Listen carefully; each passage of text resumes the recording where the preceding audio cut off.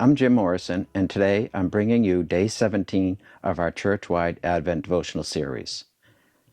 Television is real, and the daily grind is hard. It's easy to lose sight of the bigger picture amidst the challenges of life. We can easily be consumed by our trials, forgetting to look up and see what God is doing all around us.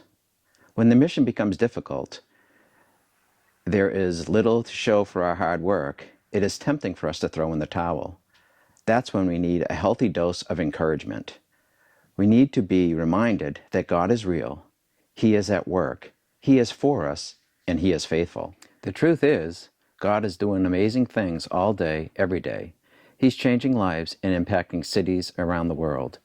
The people are being saved, orphans adopted, marriages restored, communities transformed, addictions broken, finances stabilized, people living on a mission, and the list goes on and on.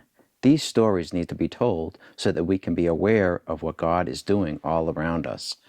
When we hear of these great things God has accomplished in the church and in our towns, it gives us hope to keep on keeping on. It encourages us to keep loving, to keep serving, to keep volunteering, to keep giving. Being reminded that God is at work motivates us to keep living out the stories God has written for us. The Bible is a collection of God's stories that reminds us of the truth, character of God, and all that He has done and continues to do. The word gospel means good news. Christians, we've been commanded to share this good news so that everyone may know God. Who do you know that needs to hear the gospel today?